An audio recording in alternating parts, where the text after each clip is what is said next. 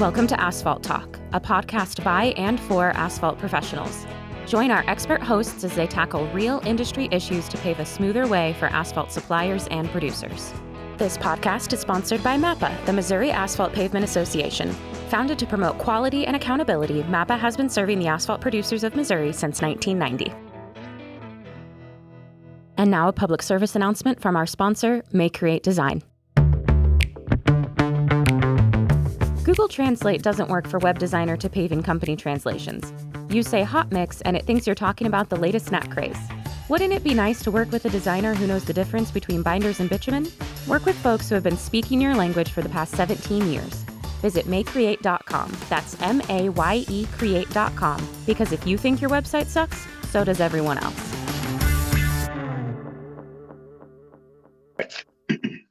Hello, everyone. Welcome back to Asphalt Talk. I'm your host, Dale Williams with the Missouri Asphalt Pavement Association.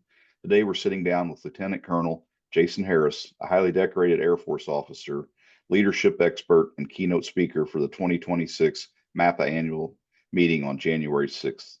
Lieutenant Colonel Harris, it's an honor to have you with us today. I'm looking forward to this conversation and giving our listeners a preview of insights, experiences, and messages they'll be hearing during your keynote. To start, could you share a bit about your background and career path? What led you to the military service and ultimately to the work you do today in leadership, trust building, and organizational culture? Absolutely. Thanks a ton, Dale, for having me on the podcast. Really excited to be here with you this morning, and also really excited to come to you all's event that's fast approaching. For me, Dale, I'm a fourth generation military member. And as a fourth generation military member, it's kind of in my blood to join the military. But really, beyond that, what drew me to that service wasn't just the uniform, it was more about responsibility. In my career, I've been a mobility pilot flying C-130s. I've been a special operations pilot, special operations mission commander, amongst many other jobs. And what I realize is that every decision that you make, it impacts and affects people's lives. And I understood that very early on. And your decisions, while they impact people's lives, they impact the equipment and they impact the mission. And so over the course of my career of almost 30 years and thousands of hours of flying in airplanes around the world, what I realized is that the highest performing teams, it wasn't the smartest teams or the most experienced teams sometimes. It was the teams where they trusted each other the most, and that is what really mattered. And so since I have started my company back in 2018, I've had the luxury of working with organizations across the country, sometimes around the world, and I realized that there was a common pattern that we were seeing. And didn't matter if you're flying airplanes or if you're running a paving crew down I-70 throughout the state, trust is an absolute multiplier for organizations. You see, when you leverage trust, you turn that small group or large group into a coordinated unit. And that is how we get things done. That realization that trust matters and that it's not a soft skill, that is the foundation of the work that I do with organizations, from keynote speaking to executive coaching to facilitating workshops. And that's the work on leadership, it's on culture, and ultimately what I call the no-fail trust framework. Well, I should have started off by thanking you for your service to the country and 4 generations. Wow, that is very impressive. Did all 4 generations serve in the same? No. No. So I served in the Air Force. My mom served in the Army. Her father served in the Army Air Corps initially, and then he was in the Army. And then I believe my maternal grandfather, all 9 of his brothers, they all served in various branches, and then their father served in the Navy. And so for me, when I was growing up, my mom being enlisted in the Army, she said, "Son, if you're going to go into the military, go in the Air Force. Son, if you're going to go into the military, go in as an officer." And of all the times that I disobeyed my mom, I'm glad that those 2 times I listened to her, because it worked out fairly well. Well, again, thank you and your family. That's quite impressive. You almost have every branch of the military covered. Absolutely. So you've developed a well-known philosophy called no-fail trust. For listeners who may not be familiar with it, can you explain what it means and why it's so central to effective leadership? Absolutely. It's a realization, Dale, that high performance, it isn't just built on talent alone, it's built on trust. And no fail trust, it's the idea that trust is not optional, it's operational. In aviation, the difference between a successful mission and catastrophic failure ultimately comes down to trust. And no fail trust, it's a framework that's built on three things. It starts with trusted training, followed by trusted processes that then allows us to trust our people by empowering them because of the training and because of the processes. When I talk about no fail trust, I want you to consider Navy SEAL Team 6 jumping out of the back of an aircraft over the open water, landing on a Navy vessel to have snipers take a shot to rescue an American hostage. I want you to think about Delta Force, their operators in the middle of the night going to take out a terrorist cell. I want you to think about those elite Air Force Special Operations air crews that are taking Delta Force and SEAL Team 6 into harm's way and what it takes for them to be able to deliver time on target plus or minus 30 seconds or lives are hanging in the balance. That's really what no fail trust is all about. And we have distilled it down to allow organizations and teams to leverage that training, leverage that understanding so that they can implement some of those same things, some of those same frameworks in their teams the same way we do in the military environment. Well, you bring up SEAL Team 6, and I had the opportunity, Robert O'Neill spoke at a conference I was at, and just to get a peek behind the curtain of, what it takes, one, to become a SEAL, and then, the elite SEAL Team 6. And we've had a number of other military folks speak, and just what it takes. It's really amazing what you guys do. Um, so during your time as an Air Force officer and pilot, you operated in environments where trust wasn't optional, it was life or death. Can you share a moment in your career where trust played a decisive role in the outcome? Yeah, in terms of my career, there's been so many different things that have happened, so many different experiences, and trust was literally that thing that saved our lives, that operational thing that made a significant difference.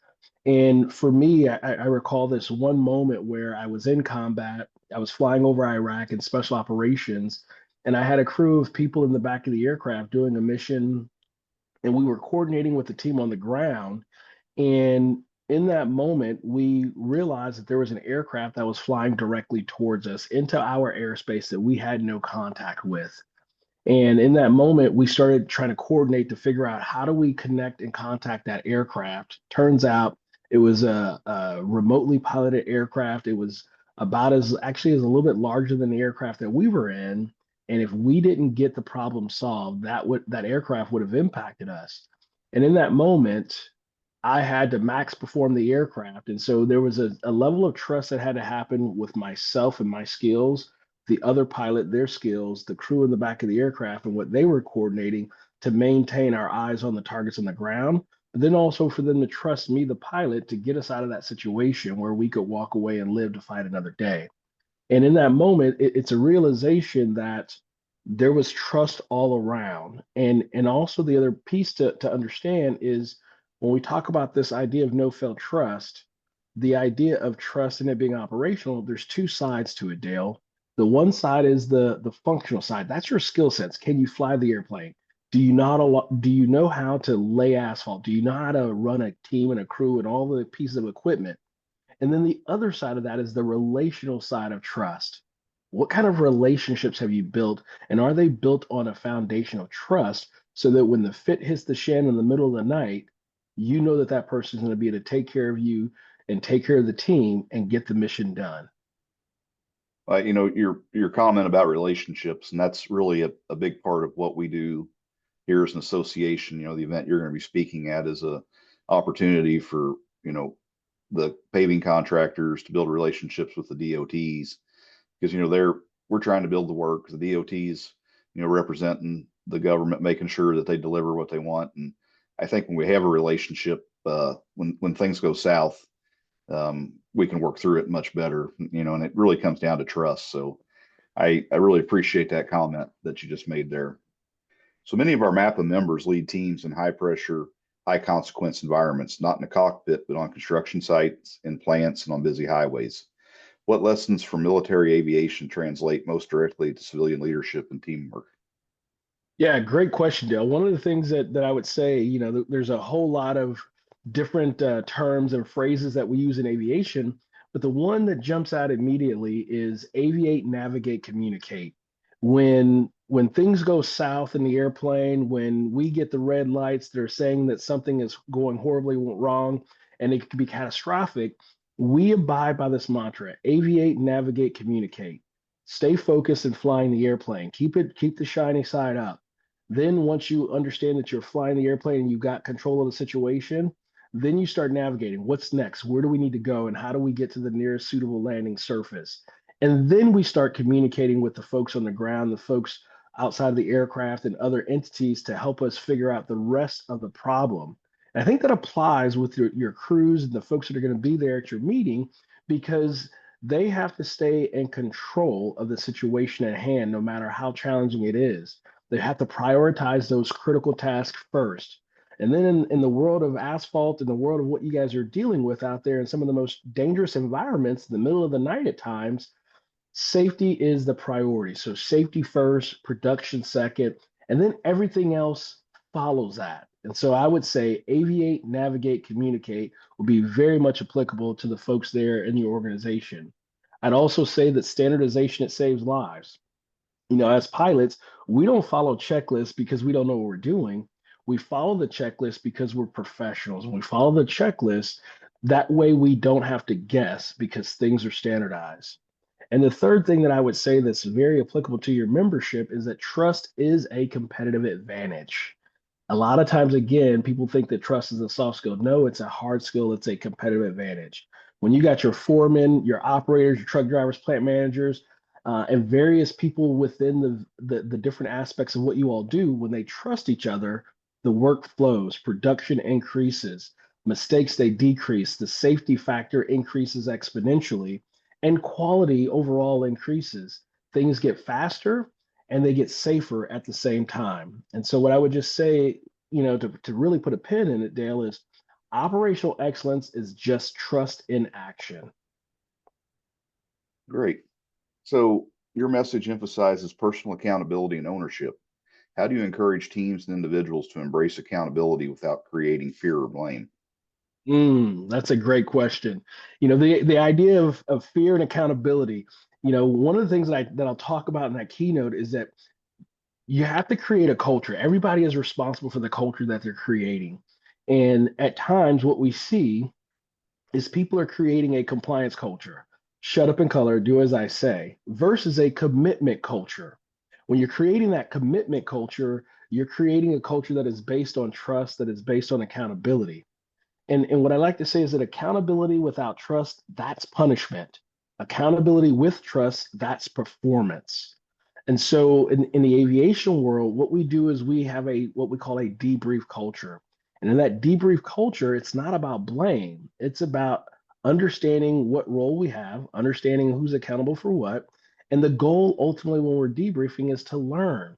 We separate the person from the event itself so that we can understand what went right, what went wrong, and how can we do better. We ask questions like what happened, why did it happen, and what did you learn, and what can you do next time. One of the things that I tell clients that when I'm working with them, especially in the executive coaching side, is I say there's a difference in the question that you ask your folks when you're holding them accountable. You can ask them the question to say, what were you thinking, which is almost like punishment, or you can ask them the question, what did you learn?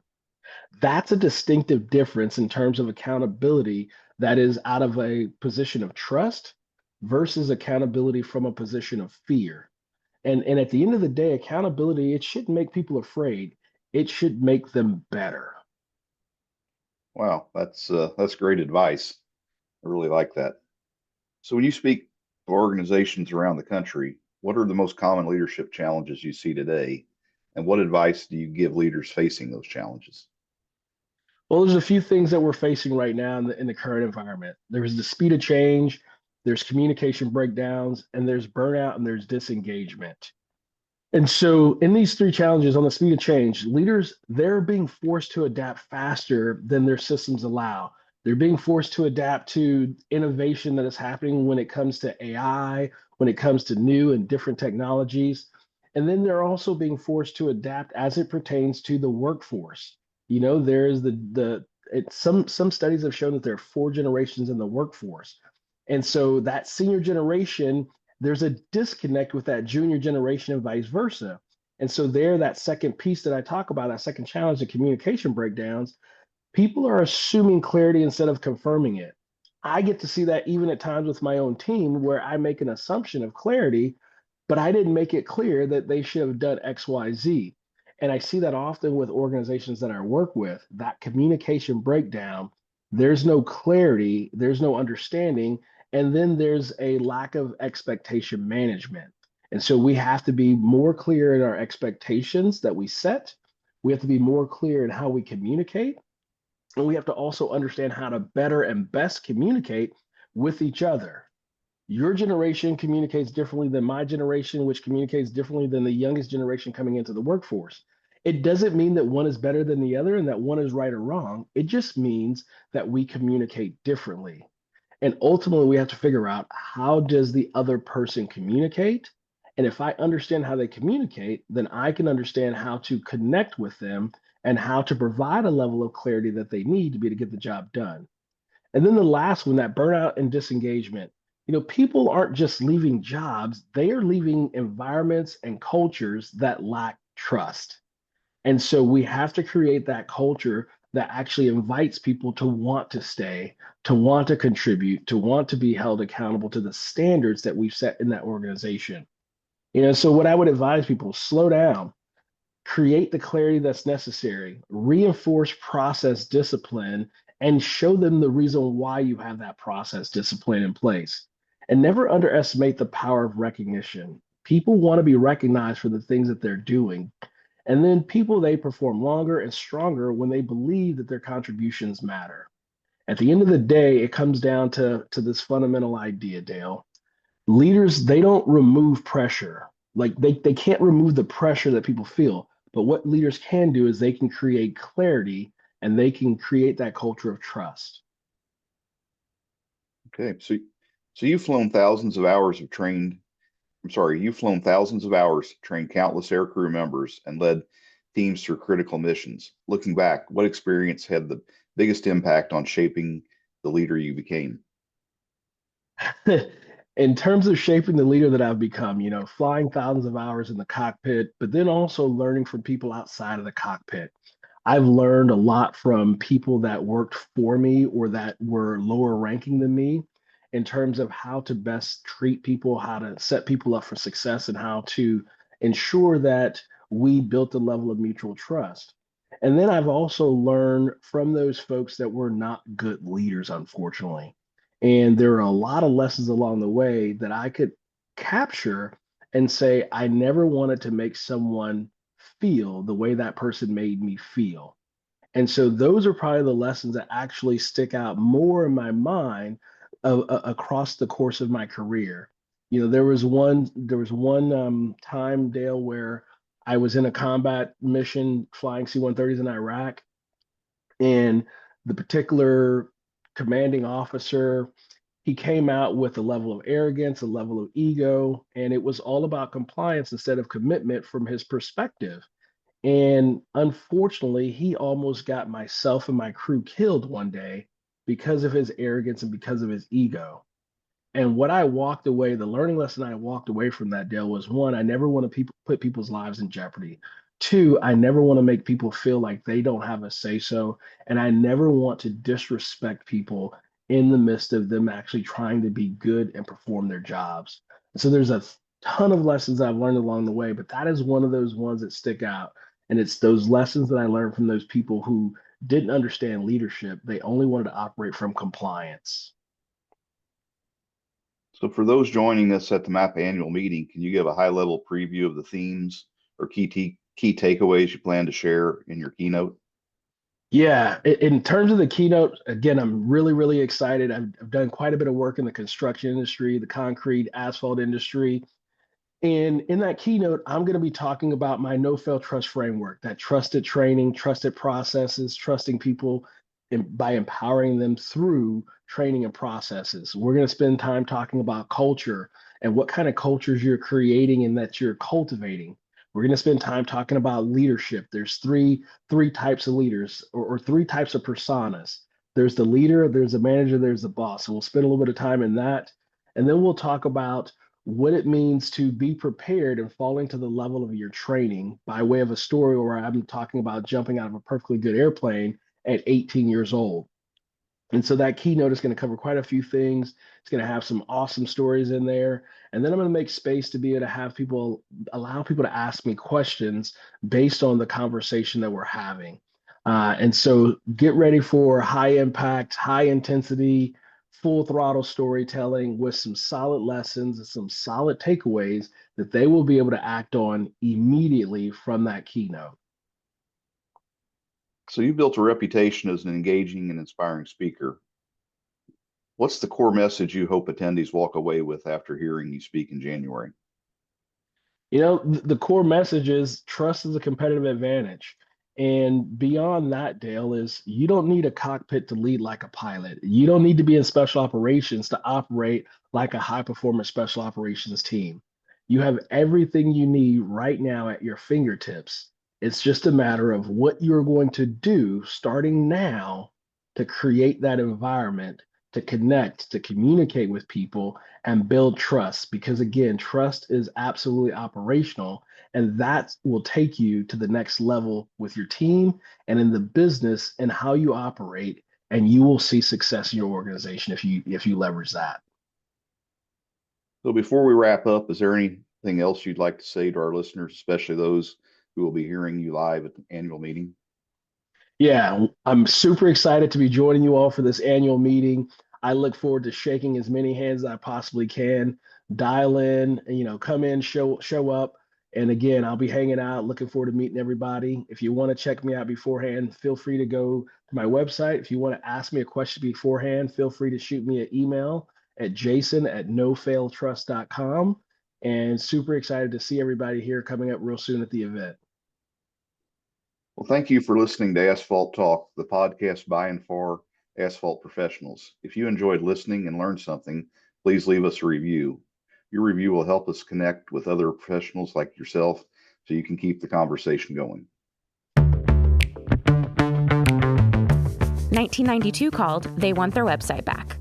Stop apologizing for your crappy site and stop working with that company who thinks hot mix is the latest snack craze. Work with folks who have been speaking your language for the past 17 years. And get a website that's not a gigantic pain in the you-know-what to build. Visit mayecreate.com, that's M-A-Y-E create.com for a free consultation and quote. Because if you think your website sucks, so does everyone else.